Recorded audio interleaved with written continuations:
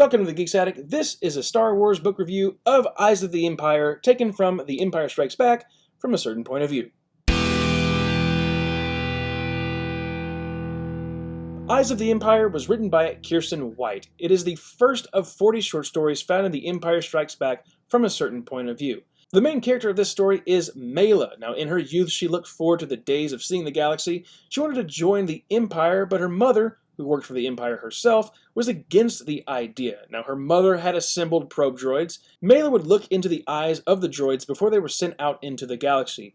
She thought that a little part of her would be with the droids and, the droid would see her in the galaxy, sort of thing. Mayla really wanted to see the galaxy through her own eyes, so she actually did join the Empire when she got older. She winds up in the Viper unit, which controls and studies the probe droids and their transmissions that are sent back to their base. Mayla oversees the probe droid unit on Hoth that comes across the furry creatures with thick legs, little arms, and curved horns, and furry bodies. She imagines what those creatures would sound like, what their horns feel like, and how fluffy their fur can be. Mayla thinks that the creatures are beautiful.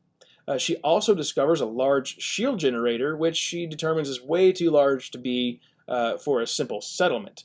So it must be the rebellion. The discovery is reported to Captain Piet. Very little time passes when the Empire acknowledges the discovery and sends its forces to Hoth. The Viper unit celebrates, and you know the outcome. War breaks out. Later in the evening, Mayla goes to work at her station and takes control of the second probe droid that was apparently on Hoth. She is surprised to find aftermath of the battle. She finds wrecked AT-ATs, dead bodies from both the Rebellion and the Empire. She guides the probe droid into the Rebel base and finds the dead creatures that she found so fascinating. Guilt washes over her.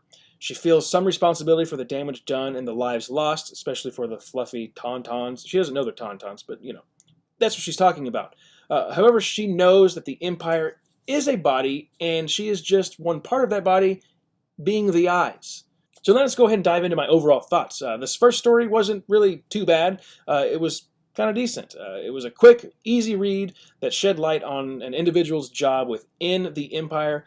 It's funny, though, that Mayla wanted to see the galaxy, but turns out she's just like behind the lens of all these droids that go out and see the galaxy for her. Something that I thought was a little confusing and silly was that Mayla's mother worked for the Empire, and Mayla was just around the factory where the droids were being made. So it was like, was there like a bring your kid to work day, like every day?